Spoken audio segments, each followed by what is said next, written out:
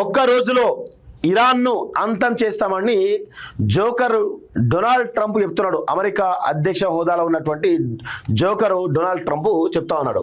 Iran క్షిపణి దాడిలో ధ్వంసమైనటువంటి Israel రామత్ నగర్లోని కార్లు వాహనాలపై పడిన భవన శిథిలాలంటూ చూస్తాను.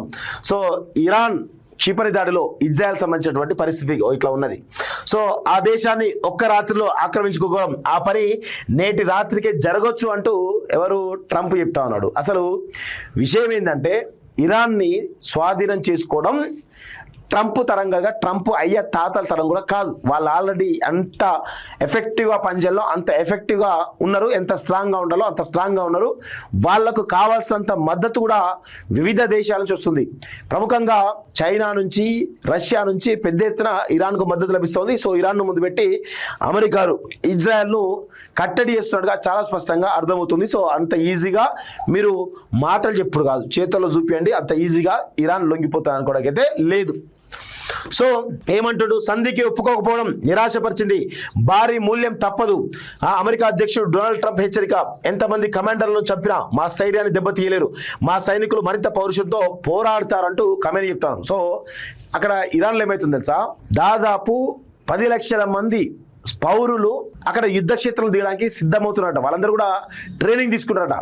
సో 10 లక్షల మంది సైనికులు తయారు చేసి ఈ గ్యాప్లోనే, అంటే వాళ్ళు ఎంత కమిటెడ్గా దేశం కోసం ప్రాణాలు అర్పించాకైనా సరే వెనకాడబోమని చెప్పేసి 10 లక్షల మంది సైనికులు ఈరోజు ఇరాన్లో తయారవుతున్నారంటే ఆ దేశ ప్రజల యొక్క కమిట్మెంట్ చూడండి ఎట్లా ఉందో ఒకసారి అర్థం చేసుకోండి.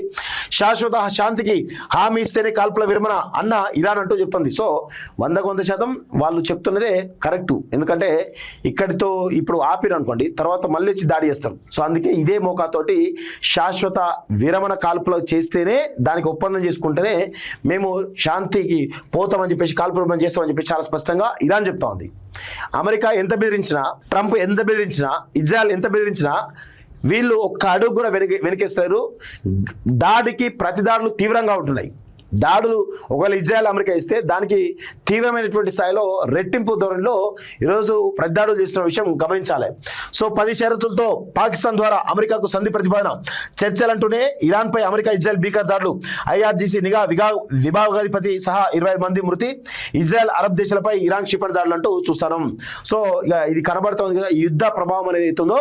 చమురు ధరలు పైకి రాబోతున్నాయి. బ్యారెల్ ధర $111, లైట్ క్రూడ్ ధర $19.50 సౌదీ ఎయిర్మెన్ ఆచూకీ మా అధికారులు లీక్ చేశారంటూ ట్రంప్ చెప్తా ఉన్నాడు. సో ఇది అంతా కూడా చూస్తూ ఉంటే ఇరాన్ను త్వరలో అమెరికా స్వాధీనం చేసుకోబోతుందా, లేకపోతే ఇంకేమైనా పరిస్థితి కనబడుతుందా అనేది చూడాల్సిన అవసరం అయితే ఉంది. సో ఎన్ని డెడ్ లైన్ విధించినా ఇరాన్ కాల్పుల విరమణకు ఒప్పుకోకపోవడంతో అమెరికా అధ్యక్షుడు డొనాల్డ్ ట్రంప్ మరోసారి తీవ్రమైనటువంటి హెచ్చరికలు జారీ చేశారు. ఇరాన్ దిగిరాకపోతే ఒక్క రాత్రిలో ఆ దేశాన్ని పూర్తిగా ఆక్రమించుకోగలమని, ఒక్క రోజులో పూర్తిగా నాశనం చేయగలమని హెచ్చరించారు. ఆ పని మంగళవారం రాత్రి జరగవచ్చని అన్నారు. తాత్కాలిక కాల్పుల విరమణకు ఇరాన్ నిరాకరించిన తర్వాత సోమవారం ఆయన మీడియాతో మాట్లాడారు. సో డొనాల్డ్ ట్రంప్ ఏం చేస్తున్నారు తెలుసా, ఏమీ లేదు, ఉత్త బెదిరించే కార్యక్రమం చేస్తున్నాడు. అసలైనటువంటి పనేమో ఇరాన్ చేస్తూ ఉంది. ఈయనేమో మీడియా ముందు వచ్చి అరుస్తా ఉన్నాడు, జోకులు చేస్తా ఉన్నాడు. అంతం చేస్తాం ఇరాన్ని, ఈ రాత్రికి అంతం చేస్తాం కావచ్చు అని అంటా ఉన్నాడు. కానీ అంత బలం అమెరికాకు లేదు. వీళ్ళ వ్యూహాలు తిప్పికొట్టేటువంటి సత్తా ఈరోజు ఇరాన్కు చాలా స్పష్టంగా కనబడుతుంది. దాని వెనకాల ఇరాన్, రష్యా కూడా పెద్ద ఎత్తున హెల్ప్ చేస్తున్నట్టుగా కనబడతా ఉంది. సో కాల్పుల విరమణ ఒప్పందానికి ఇరాన్ అంగీకరించకపోవడం నన్ను నిరాశపరిచింది. ఇక ఆ దేశం భారీ మూల్యం చెల్లించుకోక తప్పదు. ఒక్క రాత్రిలో ఇరాన్ మొత్తాన్ని ఆక్రమించుకోగలం, నాశనం చేయగలమని రేపు మంగళవారం రాత్రికి జరగవచ్చు అని తెలిపారు. ఇరాన్లో తమ వైమానిక దళం సైనికుడు చిక్కుపోయినటువంటి వార్త విషయాన్ని తన ప్రభుత్వంలోని ఒక ద్రోహి ఇరాన్కు తెలిపాడని, అతన్ని అరెస్ట్ చేసి జైలుకు పంపుతామని ప్రకటించారు. ఇరాన్లో కూలినటువంటి F-15E విమానం పైలట్ కోసం 21 విమానాలతో రెస్క్యూ ఆపరేషన్ చేపట్టగా ఎయిర్మెన్ కోసం ఏకంగా 155 యుద్ధ విమానాలు, హెలికాప్టర్లు, ట్యాంకర్ విమానాలతో గాలింపు నిర్వహించినట్లు తెలిపారు. తమ విమానాలు శత్రు చేతికి చిక్కకూడనే రెండింటి పేల్చివేసినట్లు చెప్పారంటూ చూస్తాను. సో మా స్థైర్యాన్ని దెబ్బతీయలేరంటూ చాలా స్పష్టంగా ఇరాన్ చెప్తా ఉంది. అమెరికా హెచ్చరికలపై ఇరాన్ సుప్రీం నేత ఖమేనీ తీవ్రంగా స్పందించారు. బెదిరింపులు, దాడులు, IRGC కమాండర్లు చెప్పడం ద్వారా మా సైనిక బలగాల ఆత్మస్థైర్యాన్ని దెబ్బతీయలేరు, మా సైనికులు మరింత పౌరుషంతో పోరాడుతారు.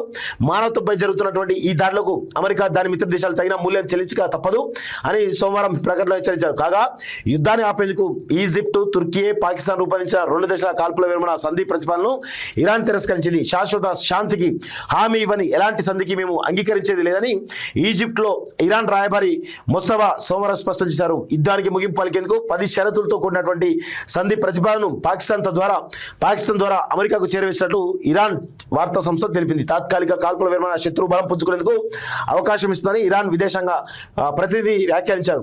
సో ఇదంతా కూడా జరుగుతోంది. ఐఆర్జీసీ నిఘా విభాగాధిపతి హతం బగ్గుమన్న చెబురుదారులు మళ్లీ తెరపైకి నేవీ సీల్ టీమ్ 6 అట. ఇరాన్ లో అమెరికా వైమానిక దళ ఎయిర్మెన్ రక్షించేందుకు ఆదేశం చేపట్టినటువంటి ఆపరేషన్ లో అత్యంత సుశిక్షితులైనటువంటి నేవీ సీల్ టీమ్ 6 సైనికులు కీలక పాత్ర పోషించిన సమాచారం. రహస్యంగా ఉండే ఈ దళం అత్యంత ప్రమాదకరమైన ఆపరేషన్ విజయవంతంగా నిర్వహించడంలో పేరు పొందింది. 2011 మే 2న పాకిస్తాన్లోని అబోటాబాద్ లో అల్ ఖైదా అధినేత ఒసామా బిన్ లాడెన్ ను మట్టుబెట్టింది కూడా ఈ టీం సభ్యులే. సీల్ టీమ్ 6 చేపట్టిన ఆపరేషన్ పై హాలీవుడ్ లో సినిమాలు కూడా వచ్చాయి అంటూ చూస్తాను. సో ఇదంతా చూస్తూ ఉంటే 100% ఎక్కడ కూడా ఇరాన్ తగ్గుతున్నట్టు కనబడతలేదు. కానీ ఏదో భయపెట్టించే కార్యక్రమం ట్రంప్ చేస్తుండగా చాలా స్పష్టంగా అర్థమవుతోంది.